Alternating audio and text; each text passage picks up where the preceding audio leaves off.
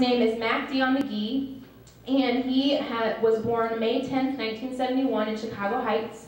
At the age of 19, Mack became the victim of violence while at a New Year's Eve party.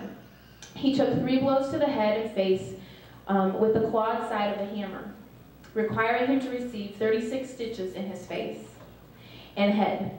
This incident was a turning point for Mack. Determined to make something out of his life, he worked diligently to climb off of academic probation and transferred to Governor State University, where he successfully completed his BA degree in criminal justice. He continued on to complete an MA, a master's in political and justice studies, by the age of 24. Mack has since that time been gainfully employed with several child welfare and human service agencies in the state of Illinois. In the last 14 years, he has worked in various capacities dedicated to the goal of empowering, encouraging, and motivating youth and individuals to succeed no matter what their circumstance. Mack has spoken to and inspired thousands of youth and adults while working in this field. His goal is to simply help others discover their purpose through inspiration. Please join me in welcoming Mr. Mack Mcghee.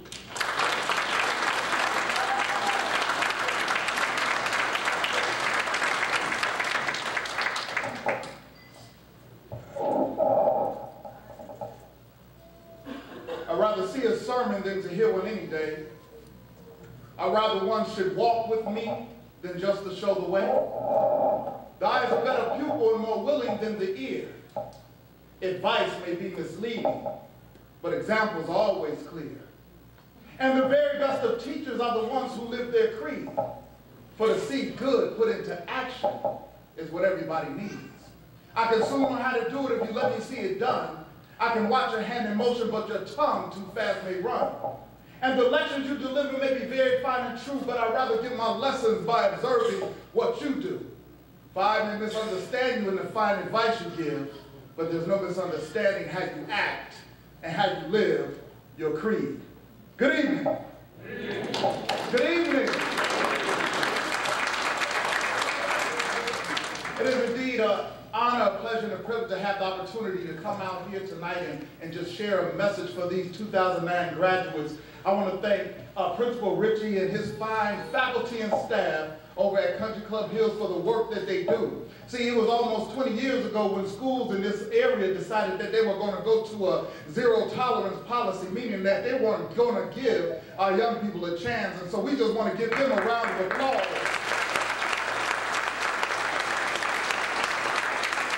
Because their motto is that they don't give up. Every youth has the right to be in school, and every youth has the right to an education, because every youth has something that they're able to give this world. But not only that, I want to also take this opportunity to thank the parents, the grandparents, the aunts, the uncles, the sisters and brothers who was that support system, because we all know, how many of you know without a support system, you can't get too far in life. And so not only do they walk tonight, but all of those people who have supported them along the way to get to this point also deserves a round of applause.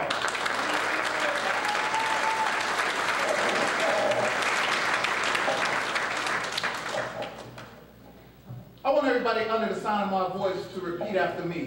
One life, one life, my life, my life, one life, one life, my life, my life, one life, one life, my life. my life. How great it is to dream a dream in the position of youth by a starry stream, but how great it is to fight life through and get to the end and find the dream is true. How many of you realize and recognize by a show of hands that we have one life to live? Yes, indeed, every hand should go up. We have one life to live. Of all the billions of people on this face of this earth, there's one thing that we all have in common. One time here on this earth. And because of that fact, we need to maximize that opportunity. We need to take advantage of that opportunity. We need to embrace that opportunity. Well, in the time that I have, I'm going to talk to you about 4 different types of individuals I tend to come across in life.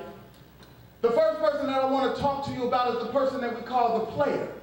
The player is the individual that's in the game. See, the player was the person that was willing to show up. They say that in life that 80% of success is the show-up test. If you're just willing to show up, 80% of the time you will have success. They say 90% of the time of success is being willing to show up and show up on time. They say 95% of success is being willing to show up on time, and have a plan. And 100% of success, ladies and gentlemen and graduates, is being willing to show up on time, have a plan, and then execute your plan. Graduates, 2009 graduates, you have done that. You have been successful 100% of the time because you were willing to show up on time, have a plan, and tonight you are executing that plan and be awarded your diploma.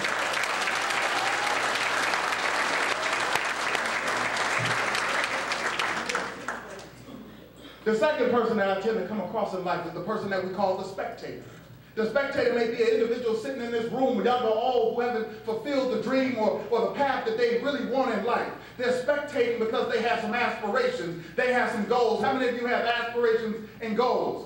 You have aspirations and goals, and so you're watching somebody. You're looking to see what they're doing. I recommend that everybody, whether you're young or old, that you have somebody that you look to, that you have a mentor in your life, somebody that you respect, what they're doing at the level that they're doing it at, and I encourage you to respectfully pursue them. Find someone that's positive. Find somebody that's consistent. Find somebody that cares about you, and allow them to mentor and speak into your life. See, that's what a spectator does. They watch so that they can learn what it is that they need to do to be successful. The third person that I tend to come across in life is the person that I call the wanderer. The wanderer is that person still driving around in the parking lot wondering what a graduation is. You see, they say we got three types of people. People that make things happen, people that watch things happen, and you always have somebody running up late saying, what just happened? Don't, graduates, be a Johnny-come-lately to your life.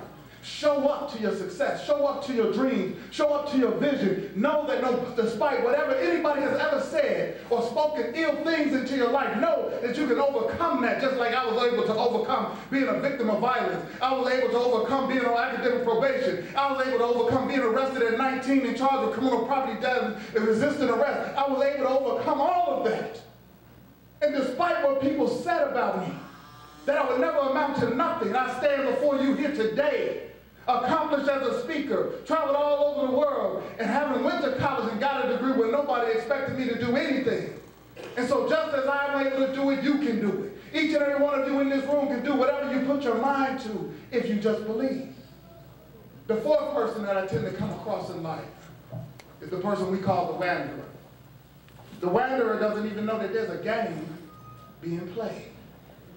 These are the individuals that are filling up our streets and our prison facilities. You know, in the state of Illinois and throughout the country, they spend more money to incarcerate than they do to educate. See, at 5th and 6th grade, they're taking test scores and they're projecting into the future based on those test scores how many prison cells they need to build. We need to change that. This is too great of a country with too much opportunity for people's life to be in holding patterns held in prison. How many of you know that there's a power in being unique and different? Do we all know that there's a power in being unique and different? It was Earl Nightingale who said the opposite of courage in our society is not cowardice. The opposite of courage in our society is conformity.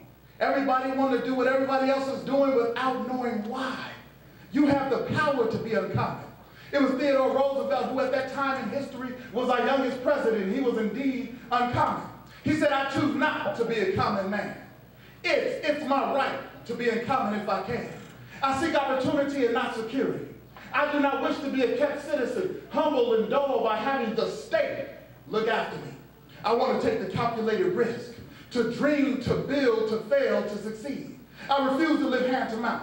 I prefer the challenges of life to a guaranteed existence, the thrill of fulfillment to the stale calm of utopia. I will not trade freedom for beneficence nor dignity for a handout. It's my heritage to think and act for myself, to enjoy the benefits of my creation and face this world boldly and say, with God's help, this I have done. Graduates, you've done it, you've done it, you've made the commitment, you've done it, you've got to the faith, you've done it.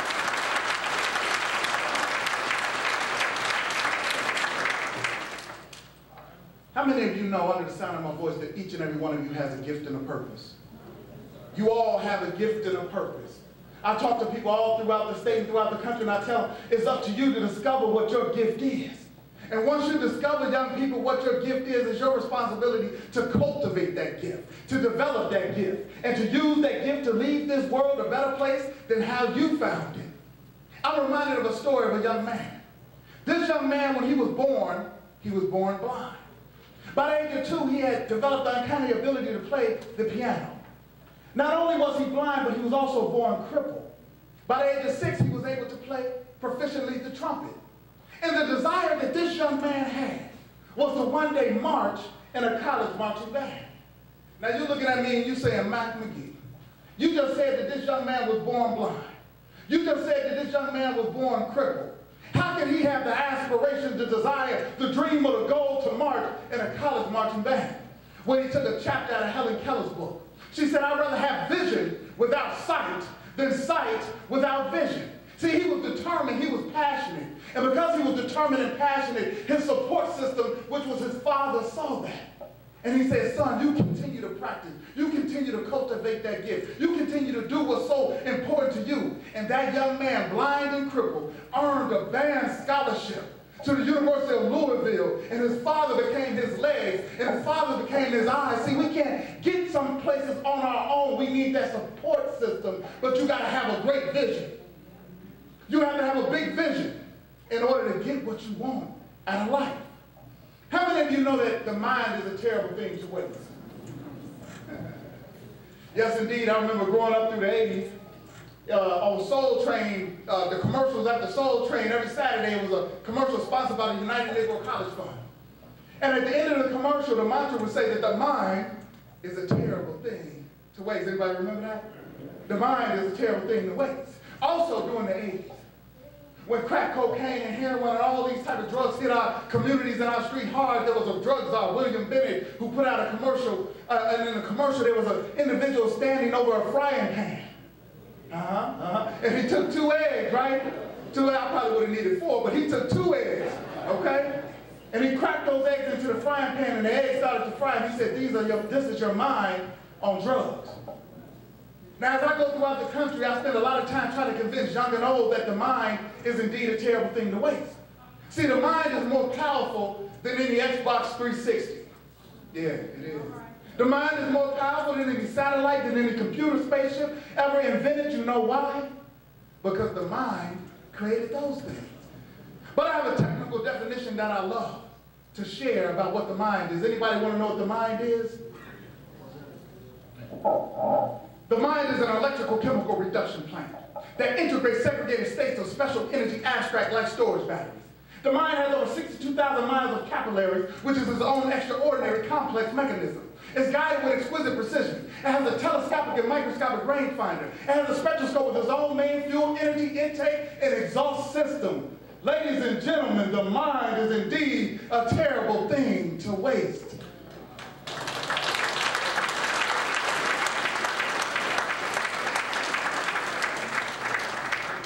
And as I get ready to take my seat, graduates, I just want to encourage you because you're going to need some encouragement. We're in a recession. There's so much going on in our country right now, but I want you to be encouraged as you leave out of here and go on into whatever your next choice or your career option or college or whatever it is that you're preparing for. I want you to remember first thing, to always be motivated.